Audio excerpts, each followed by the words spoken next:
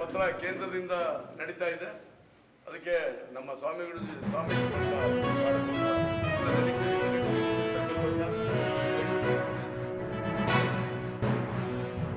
ಅಭಿನಂದನೆ ಸಲ್ಲಿಸ್ತೇನೆ.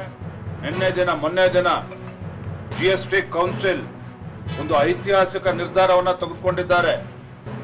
ಏನು 5% ಮತ್ತು 12%ಗೆ ಇಳಿಸಿರುವಂಥದ್ದು, 2 ಸ್ಲ್ಯಾಬ್ಗೆ ತಂದಿರುವಂಥದ್ದು. ಇದರ ಪರಿಣಾಮ ಏನು?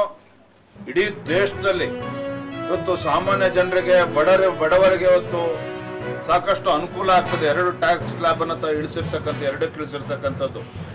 ಅಗತ್ಯ ವಸ್ತುಗಳ ಬೆಲೆ ಇವತ್ತು ಇಳಿಯುವಂಥದ್ದು. ಇವತ್ತು ಕೈಗಾರಿಕೆ ಉದ್ಯಮಗಳು ಕೂಡ ಇವತ್ತು ಸಂತೋಷವನ್ನು ವ್ಯಕ್ತಪಡಿಸಿದ್ದಾರೆ.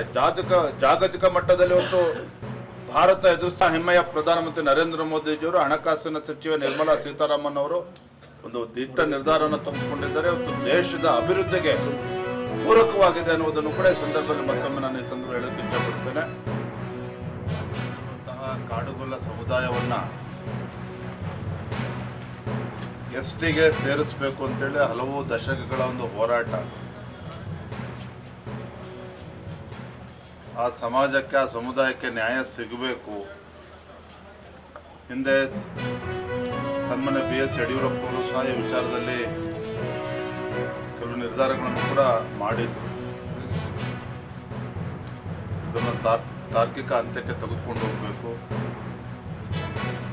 ಈ ಸಮುದಾಯವನ್ನ ಕೆಲ ಆರ್ಥಿಕವಾಗಿ, ಸಾಮಾಜಿಕವಾಗಿ, ಶೈಕ್ಷಣಿಕವಾಗಿ ಬಹಳ ಹಿಂದೆ ಉಳಿದಿರ್ತಕ್ಕಂಥ ಕಾಡುಗೊಲ್ಲ ಸಮುದಾಯವನ್ನು ST ಸೇರಿಸಬೇಕು ಅಂತಕ್ಕಂಥ ಅಪೇಕ್ಷೆ ಇದೆ.